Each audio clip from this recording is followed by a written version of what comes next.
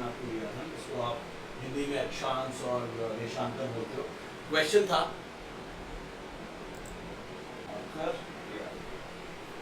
Question था निम्नलिखित कथनों पर विचार कीजिए। निम्नलिखित कथनों पर विचार कीजिए। भारत से अंतर्राष्ट्रीय तिथि रेखा के पार अमेरिका की यात्रा करने वाले व्यक्ति को एक दिन का लाभ होगा।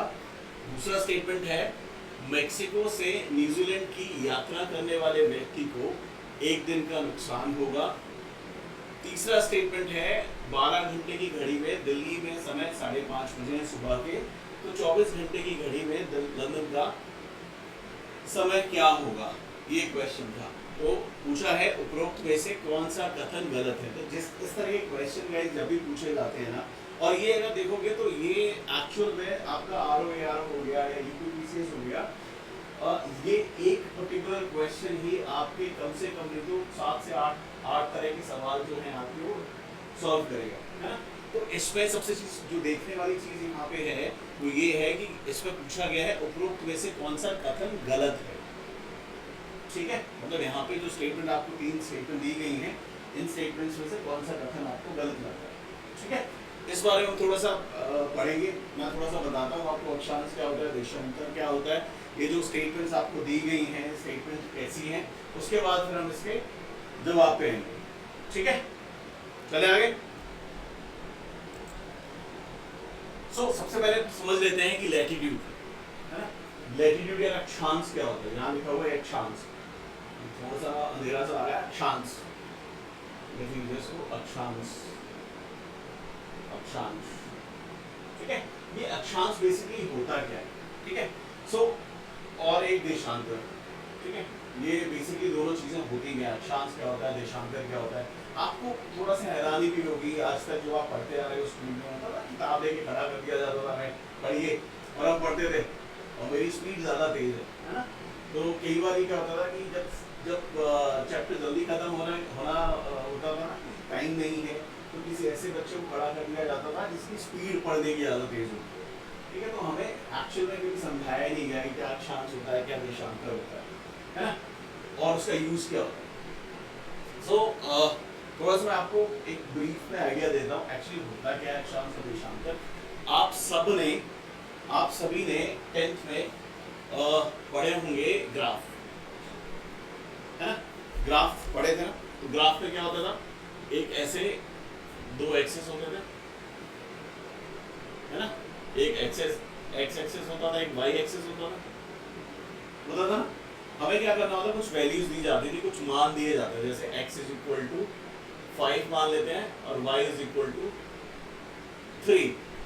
ठीक है, इस तरह से मान दिए जाते थे। हमें क्या करना होता था, ग्राफ पे प्लॉट करना होता था, ग्राफ पे इसको आपको दर्शाना होता था कि x is equal to 5, y is equal to 3 कहाँ पे पड़ेगा। तो हम क्या करते थे, यहाँ पे इसको 0 मान लेते थे, है ना, इसके बाद बढ़ना शुरू करते थे, 1 2 3 4 5 ऐसे करते थे ना, 1 2 3 4 5 6 करते थे।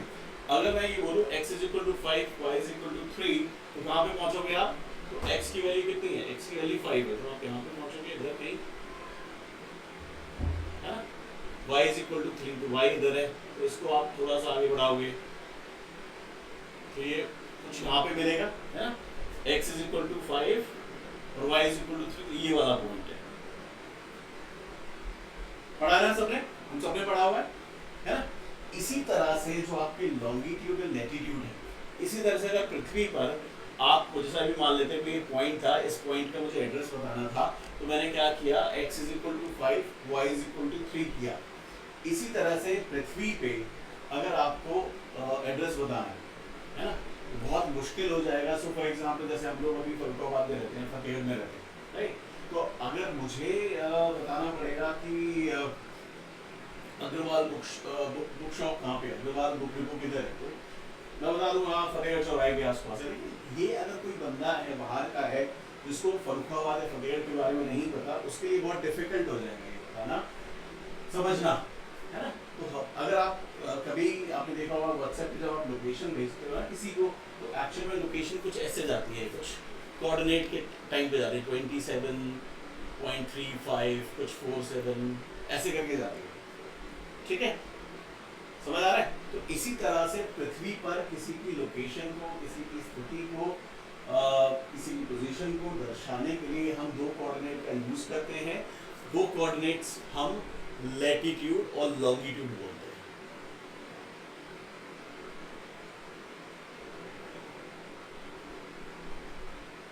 एक होता है लैटिट्यूड, एक होता है लॉन्गिट्यूड। क्लियर? ठीक है, तो जरा देख लें, पहले हम देखते हैं लैटिट्यूड क्या है। कई बार आपको कंफ्यूजन हो जाती होगी ना कि लैटिट्यूड क्या है या लॉन्गिट्यूड क्या है। तो एक चीज ध्यान रखना, लैटिट्यूड बोले तो लेटिव, मतलब ये वाली जो रेखाएं हैं ना पृथ्वी पे, ये काल्पनिक रेखाएं ही हैं, ठीक है, इनको हम लैटिट्यूड बोलते हैं, मतलब लेटिव रेखा है, ठीक है। अब ये होती क्या है, तो होती क्या है, पृथ्वी के सेंटर से मान लेते हैं ये पृथ्वी, मैं पृथ्वी आपको दिखाता हूँ,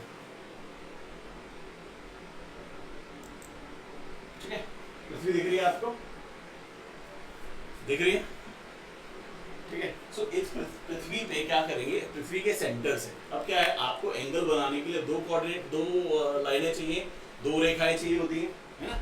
सो फॉर एग्जांपल अगर मुझे मान लेते हैं यहाँ एक एंगल बनाने का है, तो एक लाइन तो ये हो गई, एक लाइन मुझे और चाहिए होगी एंगल बनाने के लिए, बिल्कुल ना, मतलब एंगल तो दो रेखाओं के बीच में बनेगा ना, कोण जो होगा वो दो रेखाओं के बीच में बनेगा, तो हमें दो रेखाएं चाहिए होगी, राइट। तभी कोई कोण बनता है ना, तभी तो कोई कोण बनेगा। इसी तरह से जो आपके लैटिट्यूड है ना, वो भी एक तरह से कोण ही है, एंगल ही है। अब ये एंगल है कहाँ पे, तो जो पृथ्वी है आपकी, ठीक है, उसको हमने दो भागों में बांट दिया, हाफ हाफ, ठीक है। ये आपका क्या है, उत्तरी गोलार्ध बोल देते हैं आप इसको,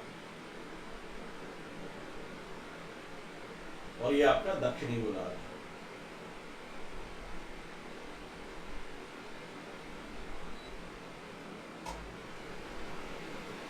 उत्तरी गोलार्ध, दक्षिणी गोलार्ध, यहां इसका सेंटर है, केंद्र है।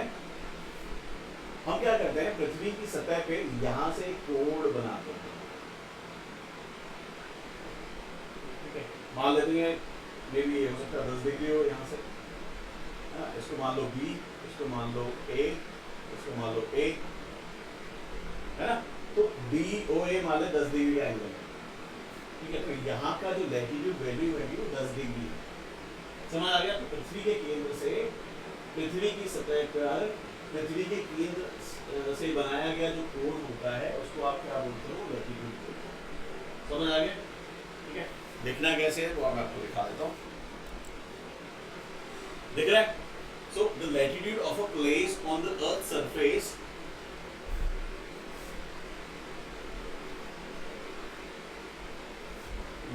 the latitude of a place on the earth's surface is its distance north or south of the equator, measured along the meridian of that place as an angle from the center of the earth, ठीक है ना। भूपृष्ठ पर किसी स्थान का अक्षांश उस स्थान की वह कोणीय दूरी है जो विषुवत वृत्त के उत्तर या दक्षिण या अवलोकन पर पृथ्वी के केंद्र से मापी जाती है ना। अब आप देखोगे कि मैं बोल रहा हूँ कि पृथ्वी के केंद्र से कोण बनता है ना। तो किसी भी स्थान का कोण जानने के लिए मुझे पृथ्वी में गड्ढा नहीं करना, पॉसिबल भी नहीं है, और गड्ढा करा भी नहीं जाता, ठीक है। तो यूजुअली हम क्या करते हैं, हम वहाँ से हम देखते हैं ध्रुव तारे का कितना डिग्री पे है वो लैटिट्यूड। तो किसी भी प्लेस का लैटिट्यूड जानने के लिए ध्रुव तारे की पोजीशन का हम लोग यूज करते हैं। तो कई बार क्वेश्चन आता है कि किसी स्थान का लैटिट्यूड जानने के लिए, अक्षांश जानने के लिए ध्रुव तारे का उपयोग होता है, तो आपको वो याद है, ठीक है जी। आगे बढ़े। अब कुछ मेजर लैटिट्यूड है जो आपको पता होना चाहिए। मैंने आपको ऑलरेडी बता दिया इक्वेटर भूमध्य रेखा के बारे में। ये क्या करती है, आपको आपकी पृथ्वी को दो भागों में, दो बराबर बराबर भागों में बांटती है, जिसको आप भूमध्य रेखा, विषुवत रेखा, इक्वेटर बोलते हो, ठीक है। उसी तरह से नीचे 23.5 डिग्री पे आपको दिखती है मकर रेखा, ठीक है, 23.5 डिग्री साउथ मतलब दक्षिण में, ट्रॉपिक ऑफ कैंसर जो आपको दिखती है वो 23.5 डिग्री नॉर्थ उत्तर में दिखती है। ठीक है, अब ये आपको दिमाग में आ रहा होगा यार ऐसा क्या फैंसी है कि 23.5 डिग्री ना, 24 डिग्री भी हो सकता था, 25 डिग्री भी हो सकता था, एक राउंड फिगर भी ले सकते थे, है ना। ऐसा क्या प्यार है कि 23.5 डिग्री, तो 23.5 डिग्री का मतलब ये क्यों लिया गया है, क्योंकि इस लाइन के बाद सूरज की जो किरणें हैं ना कभी भी सीधे सर के ऊपर नहीं पड़ती, मतलब परपेंडिकुलरली, मतलब लंबवत नहीं पड़ेगी, है ना।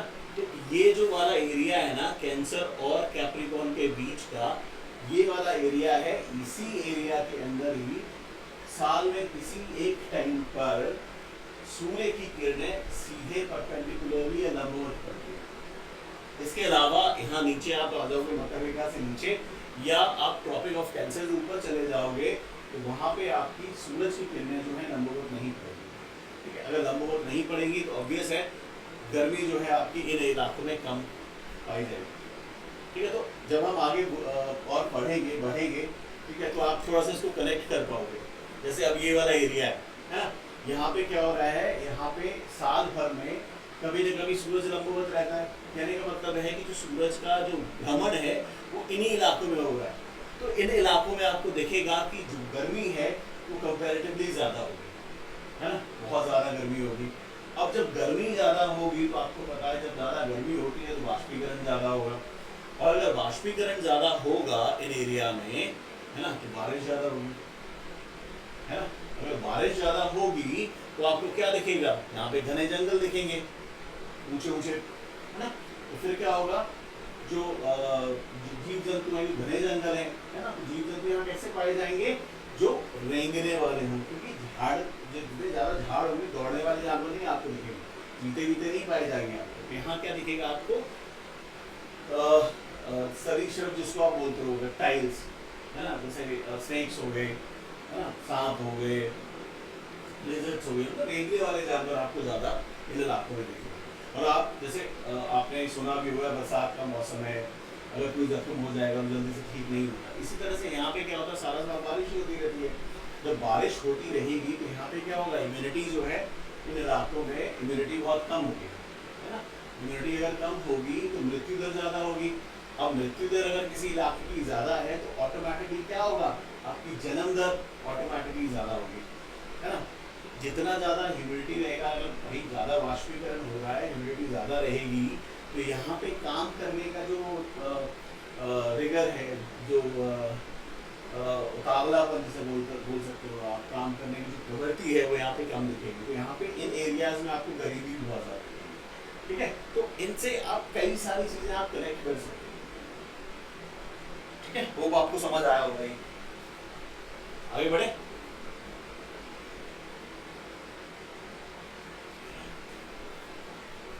इसी तरह से जो आपका ट्रॉपिक ऑफ लाइक इक्वेटर है या भूमध्य रेखा है, इसको ग्रेट सर्कल भी बोलते हैं। तो ये जो जितने भी आपको लैटिट्यूड में दिखा रहा हूँ, लैटिट्यूड क्या होंगे, पूरी सर्कल जो अर्थ है ना उसको पूरा सराउंड कर रहे होंगे, है ना, वृत्त बना रहे होंगे।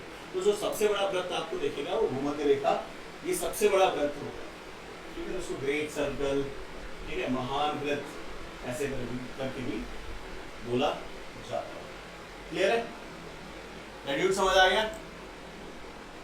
अब चलते हैं, ठीक है, थोड़े से मैं बता देता हूँ, क्योंकि अब ये देखेगा ना, अब ये वृत्त जो बना रहा है, कि वृत्त आपको दिखेंगे, समानांतर रेखाएं दिखेंगी, दो जो वृत्त हैं उनके बीच की दूरी लगभग 111 किलोमीटर दिखेगी, 111 किलोमीटर होती है। ठीक है, आगे बढ़े।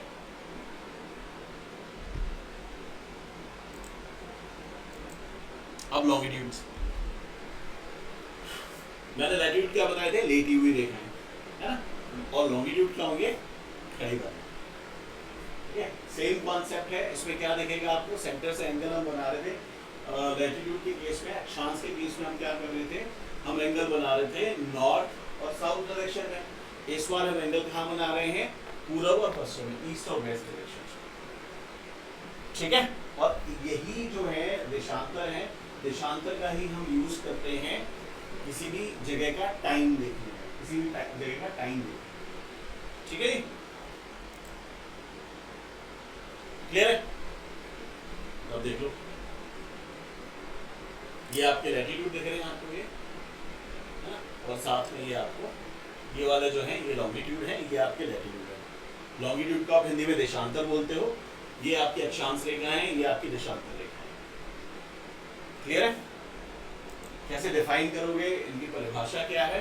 तो एंगल, ये वाले जो एंगल है, angle from center of the earth towards east and west direction, ठीक है? Angles from the center of the earth towards the east and west direction, पृथ्वी के केंद्र से पूर्व एवं पश्चिम दिशा की ओर कोण। पृथ्वी के केंद्र से पूर्व एवं पश्चिम दिशा की ओर कोण। तो रिफ्लेक्शन पड़ रहा होगा गाइस, थोड़ा सा you have to bear with me, ठीक है? तो लॉन्गिट्यूड्स क्या है? These are the angles from center of the earth towards east and west direction of the earth. पृथ्वी के केंद्र से पूर्व एवं पश्चिम दिशा की ओर कोण,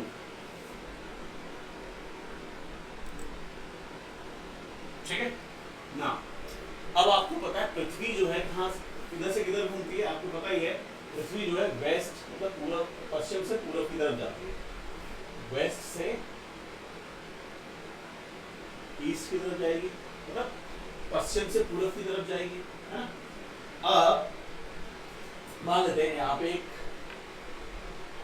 एक एग्जांपल ले लो, यहाँ पे एक मान लेते हैं कि पोल है, यहाँ एक पोल है ना, एक ट्रेन जा रही है,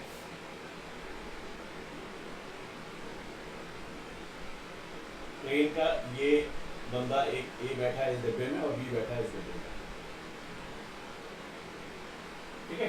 तो ये जो पोल है, जब ट्रेन इधर जा रही है ना, तो ये वाला पोल जो है सबसे पहले किसको देखेगा? ए को देखेगा, बी को देखेगा? ऑब्वियसली ए को देखेगा।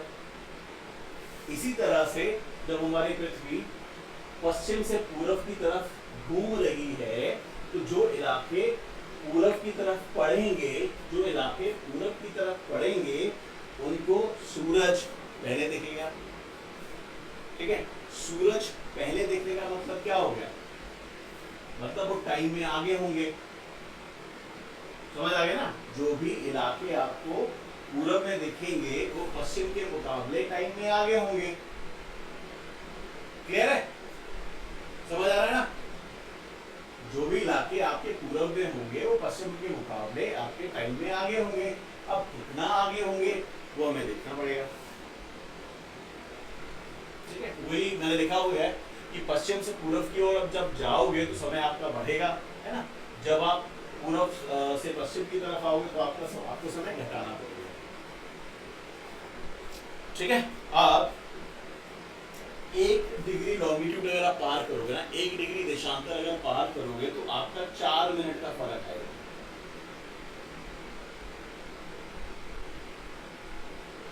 अगर आप 1 डिग्री देशांतर अगर क्रॉस करोगे तो आपका 4 मिनट का फर्क आएगा। कैसे? देख लेते हैं। सूरज जो है ना, सॉरी पृथ्वी जो है, आपकी अर्थ या पृथ्वी, ठीक है, 24 घंटे में कितना कोण पार करती है? जो वृत्त होता है, जो आपका गोला होता है, उसका टोटल एंगल कितना होगा? 360 डिग्री। सबको पता है, बचपन से हम पढ़ते हैं, है ना? 24 घंटे में पृथ्वी घूम रही है 360 डिग्री, है ना? तो इसको जब मिनट्स में करो, 24 × 60 × 60 सेकेंड्स हो गए ना? मिनट्स पे करो, सॉरी मिनट्स पे करोगे 360 इधर आ जाएगा, है ना? तो ये आपके मिनट्स हैं, ठीक है? तो आप ये बोल सकते, ये डिग्री है, तो अगर आप 24 × 60 डिवाइडेड बाय 360 करोगे, ठीक है, तो ये आ जाएगा कितनी डिग्रीज हैं, यहाँ पे मिनट्स आ जाएंगे,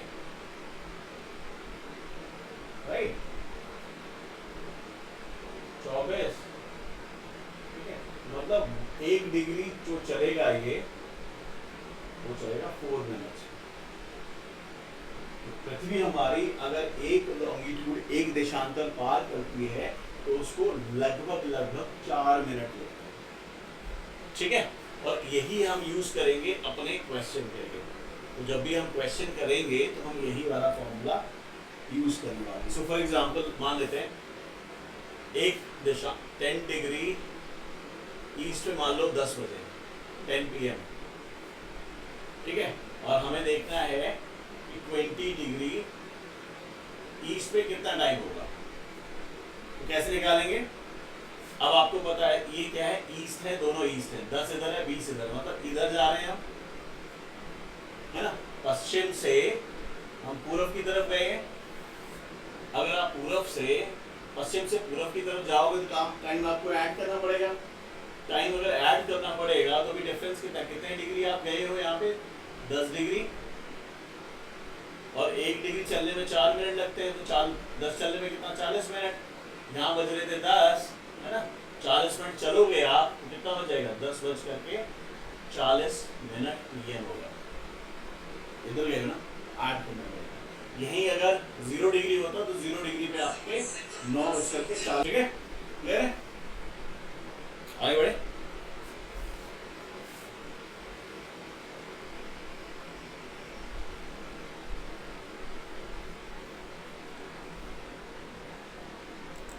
इसी तरह से डेट लाइन होती है।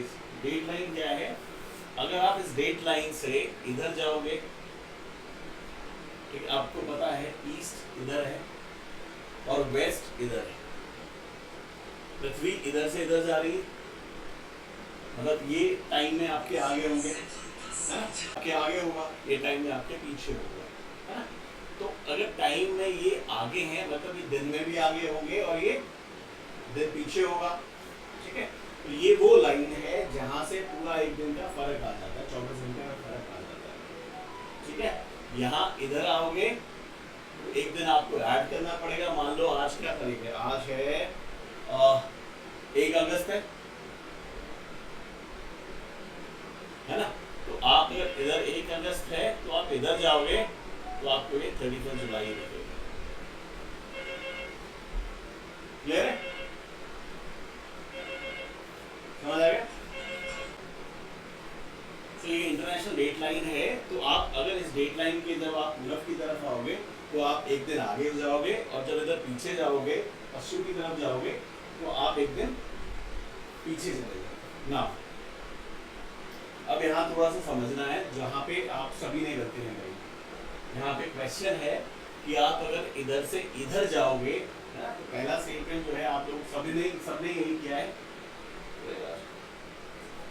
आवाज नहीं आई होगी, सॉरी।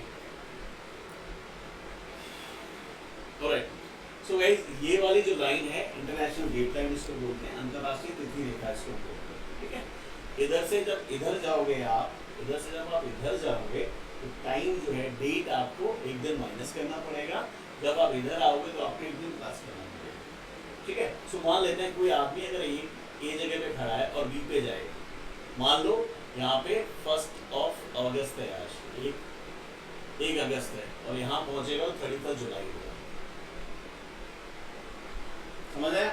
नाउ हम किस कॉन्सेप्ट के हिसाब से देखते हैं, हम ऐसे देखते हैं जब यहाँ से 1 अगस्त से आप 31 जुलाई जाओगे तो बेसिकली क्या है, आप 31 जुलाई में पहुंच गए हो ना, ठीक है। तो आप 1 अगस्त पे थे, मतलब अब 31 जुलाई से आप जब 1 अगस्त आपको और जीने का मौका मिलेगा, तो कहने का मतलब है आपको एक दिन का इधर फायदा हो रहा है,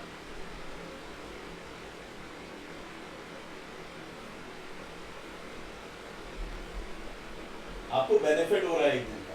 लेकिन आप इधर जाओगे, जब आप इधर जा रहे हो 31 जुलाई में थे आप, बट जब आप इधर आ गए तो 31 जुलाई आपका गायब ही हो गया, आप सीधा 1 अगस्त में आ गए, आपको 31 जुलाई जीने का मौका ही नहीं मिला। तो मतलब इधर से इधर जाओगे तो आपको लॉस होने वाला है, इधर गए तो आपको एक दिन का प्रॉफिट है, इधर गए तो आपको एक दिन का लॉस है, ठीक है। तो अब जरा हम अपने क्वेश्चन पे चलते हैं।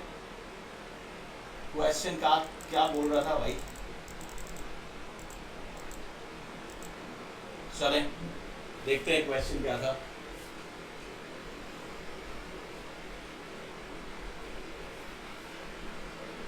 क्वेश्चन क्या है, भारत से अंतरराष्ट्रीय तिथि रेखा के पार अमेरिका की यात्रा करने वाले व्यक्ति को एक दिन का लाभ होगा।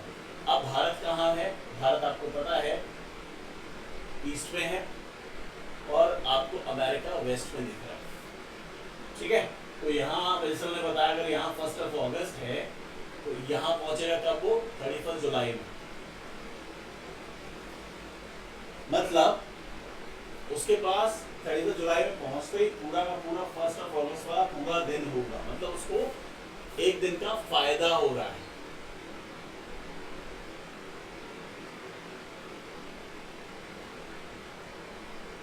ठीक है, तो जो पहली स्टेटमेंट उसने दी है, भारत से अंतरराष्ट्रीय तिथि रेखा के पार अमेरिका की यात्रा करने वाले व्यक्ति को एक दिन का लाभ होगा, तो ये स्टेटमेंट ठीक है, करेक्ट स्टेटमेंट। दूसरी स्टेटमेंट क्या बोल रहा है, मेक्सिको से न्यूजीलैंड की यात्रा करने वाले व्यक्ति को एक दिन का नुकसान होगा। मेक्सिको कहाँ पे, ये अमेरिका ऐसे कुछ है, यहाँ पे मेक्सिको है, ठीक है। अब ये इधर जाएगा तो कहाँ जा रहा है, ईस्ट में जा रहा है, न्यूजीलैंड इधर है। अगर इधर जाएगा तो ऑब्वियसली 31 जुलाई में अगर वो इधर था, इधर पहुंचेगा तो 1 अगस्त होगा, मतलब 31 जुलाई उसे जीने का मौका नहीं मिला, राइट। तो क्या होगा, एक दिन का उसको ऑब्वियसली नुकसान हो गया, तो ये स्टेटमेंट भी करेक्ट है। तीसरा क्वेश्चन क्या बोल रहा है, तीसरा स्टेटमेंट है 12 घंटे की घड़ी में दिल्ली में समय है 5:30, दिल्ली में क्या बज रहा है 5:30 बज रहा है। 24 घंटे की घड़ी में लंदन, लंदन कहाँ है, 0 डिग्री, जो आपका प्राइम मेरिडियन है 0 डिग्री, जो जीएमटी इसको बोलते हो, ग्रीनविच मीन टाइम, जहां से प्राइम मेरिडियन गुजरता है वो 0 डिग्री है, ठीक है। अब भारत कहाँ पे है, हमारा आपको पता है हम 82.5 पे हैं, ये हमारा स्टैंडर्ड टाइम है। अब 82.5 से आप जाओगे 0 पे, 82.5 डिग्री से जाओगे आप 0 पे, मतलब लगभग 82.5 डिग्री चल रहे हो। मल्टीप्लाई कर दोगे 4 से, 4 पंजे 20, 4 दूनी 8 2 10, 4 अट्ठे 32 और 33, लगभग 330 मिनट है ना। 330 मिनट का क्या मतलब हो गया, 60 से डिवाइड करोगे, 6 पंजे 30, 5.5, लगभग 5.5 आवर्स, और आप इधर जा रहे हो, ठीक है। 330 का फर्क होगा, तो 24 घंटे घड़ी में यहाँ पे जो टाइम होगा ऑब्वियसली 0 बच रहा होगा, क्योंकि आपको माइनस करना रहेगा। 5.5 ऑलरेडी हमारे यहाँ है बज रहे, 5.5 या माइनस कर रहे होगे, सुबह के 5.5 बज रहे हैं, माइनस करोगे ना, क्योंकि आप ईस्ट में हो, वेस्ट में जा रहे हो, तो 5.5 आप जब माइनस करोगे तो क्या हो जाएगा, 0 आ जाएगा। तो हमारे अब प्रॉब्लम क्या है, इसको पूछ रहा है कौन सा कथन गलत है, इनमें से गलत तो कोई भी नहीं है, बट यहाँ क्या दे रखा है, सभी कथन सही है। इसका ऑप्शन जो होगा, आंसर होगा ए। आई होप ये समझ आया होगा आपको। So thank you so much for your time, stay tuned.